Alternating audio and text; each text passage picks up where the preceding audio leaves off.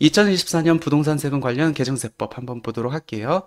먼저 주택의 취득 부분 한번 볼게요. 취득세와 관련된 거는 작년하고 달라지는 게 없어요. 물론 한때 정부에서 취득세가 너무 이렇게 다주택자 입장에서 굉장히 높기 때문에 좀 낮추자라는 의견은 있었으나 뭐 확정된 건 없고 개정될 여지도 지금 없습니다. 그래서 주택 취득세와 관련돼서는 2023년도나 2024년도와 달라진 게 없다. 이렇게 보시면 될 것 같고, 종부세에서도 크게 달라진 건 없는데 이번에 약간 뭐 납세자 측면에서 유리한 주택이 하나 들어왔습니다. 이제 그 부분 한번 설명드리도록 할게요.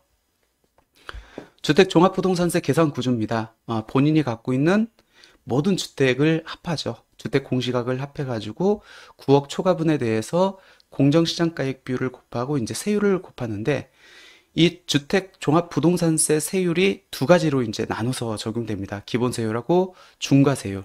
근데 그 기본세율하고 중과세율이 어떤 사람들은 기본세율을 받고 어떤 사람은 중과세율을 받느냐. 종합부동산세는 개인별 과세 제도를 취하고 있죠. 즉, 개인의 주택을 합해서 계산하기 때문에 2주택자 이하면은 기본세율을 적용받고 3주택 이상자는 중과세율을 적용받는데, 이때 주택수는 개인별로 판정을 합니다. 그래서 본인이 갖고 있는 주택이 두 채 이하다. 그러면 기본세율 세 채 이상이다. 그러면 이제 중과세율이 적용됩니다. 당연히 중과세율이 적용되면은 기본세율보다 좀 더 높은 세율이 적용되기 때문에 종합부동산세가 이제 부담이 되겠죠. 근데 지금 현재 종합부동산세 독특한 특징이 있죠. 한번 볼까요? 과세표준이 12억 원 이하면은 주택을 두 채 갖고 있는 사람이 적용받는 기본세율이나 세 채 이상 갖고 있는 중과세율이나 똑같아요. 그 얘기는 뭐죠? 원칙으로 개인이 갖고 있는 주택이 세 채 이상이다. 그러면 중과세율을 적용받아야 되는데, 세 채 이상이라 할지라도 주택 공시가격을 합해가지고 과세표준, 종부세 과세표준이 12억 원이 되려면은 주택 공시가격이 12억 원 이하이면 되거든요. 그러면 내가 갖고 있는 주택의 모든 공시가격을 합해서 12억 원 이하라고 하면은, 설령 내가 주택을 세 채 이상 가지고 있다 할지라도 기본세율과 동일한 낮은 세율을 적용받습니다. 그러니까 일단은 전제 조건은 주택이 몇 채 있느냐에 따라서 세율 적용이 달라지고, 세 채 이상이라 할지라도 주택 공시가격이 29억 이하라면은 중과세율이 아닌 기본세율을 이제 적용받는다라고 보시면 될 것 같고, 그다음에 종합부동산세에서 이제 공제할 재산세 이중과세 방지를 위해서 차감하고, 1세대 1주택자에 한해서 나이가 60세 이상인 사람, 고령자라고 하죠. 5년 이상 보유한 사람, 장기 보유자라고 합니다. 그런 분들한테 세액 공제를 해주고, 그 다음에 세부담 상한 초과세액, 직전 연도에 냈던 재산세 종합부동산세 150% 초과되는 걸 차감해주고 있습니다. 이렇게 해서 이제 종부세가 나오는데, 그럼 2024년 이 종합부동산세와 관련해서 어떤 부분이 개정됐느냐? 요게 개정됐어요. 아까 제가 종합부동산세 세율을 적용할 때는 영향을 미치는 게 주택수라고 말씀을 드렸습니다. 개인의 주택수가 두 채인지 세 채 이상인지. 근데 이 종합부동산세 세율을 적용할 때 주택수를 산정함에 있어서 빠지는 주택들이 있어요. 법에서 열거되어 있거든요. 가장 대표적인 게 임대주택, 합산 배제 요건을 갖춘 임대주택은 이제 빠지죠. 아예 주택수에서도 빠지고 공시가격도 합산이 안 됩니다. 또 다른 주택은 상속주택, 그 다음에 무허가 주택의 부수토지.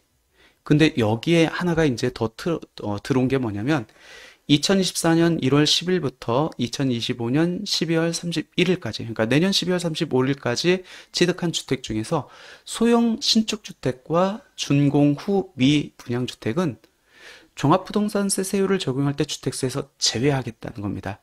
그러니까 그 대상이 추가됐다라고 보시면 될 것 같고, 그럼 핵심은, 그러면 소형 신축주택이 뭐냐? 준공 후 미분양 주택이 뭐냐? 이제 그게 핵심이겠죠? 언제 취득해야 된다고요? 2024년 1월 10일부터 2025년 12월 31일 요 사이에 취득을 해야 됩니다.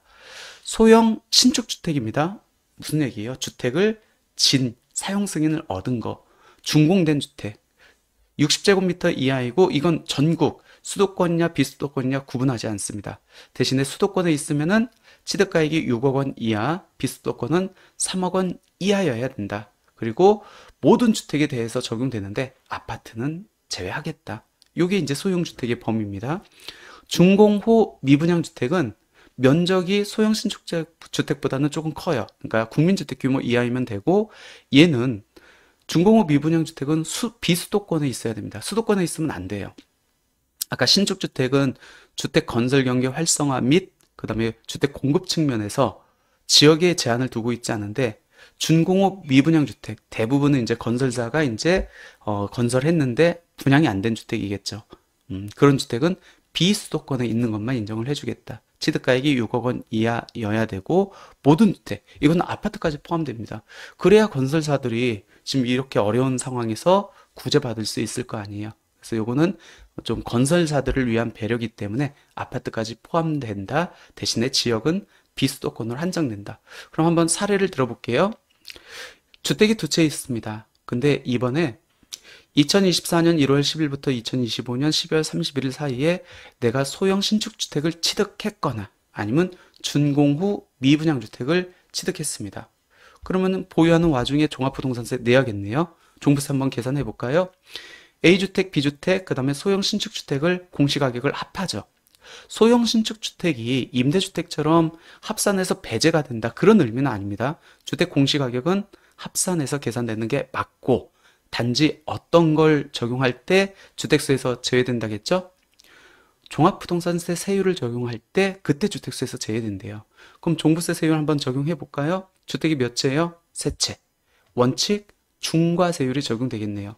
근데 소형 신축주택은 이 세율을 적용할 때 주택수에서 제외된대요. 그럼 빼면 몇 채죠? 두 채. 그럼 중과세율이 아닌 어떤 세율을 적용받죠? 기본세율을 적용받는다는 겁니다. 근데 제가 처음에 어떤 거 말씀드렸죠? 지금 현재 종합부동산 세율은 주택이 세 채 이상이라 할지라도 종합부동산세 과세표준이 12억 원 이하, 즉 주택 공시가격을 합했을 때 29억 원 이하이면은 어차피 주택이 세 채 이상이라 할지라도 기본 세율과 동일한 세율이 적용되기 때문에 뭐 세분함이 없다라고 말씀을 드렸잖아요. 그렇기 때문에 이 소형 신축주택, 준공업 미분양 주택이 이번에 종합부동산세법 개정으로 인해 가지고 종합부동산세 세율을 적용할 때 주택세에서 제외된다라고 했지만 그렇게 큰 혜택은 아니다. 어차피 얘가 종합부동산 세율을 적용할 때 주택수에 들어온다 할지라도 주택 공시가격이 29억 이하라고 하면은 기본 세율과 같은 낮은 세율을 적용받기 때문에 그렇게 큰 메리트는 없다. 단지 건설사들은 좀 메리트가 있겠죠. 건설사들에서 그 미분양 주택을 왕창, 그러니까 굉장히 많은 주택을 취득한 경우에는 좀 실익이 있겠지만, 개인이 소형 신축주택 한 채, 뭐 미분양 주택 한두 채 이렇게 취득했다고 해서 종부세에서 엄청난 혜택이 있다? 그건 아니다. 어차피 없어도 세 채 이상의 주택 공시가격 29억 원 이하면은 어차피 기본 세율과 같은 동일한 세율을 적용받기 때문에 큰 메리트는 없다라고 평가하시면 될 것 같습니다.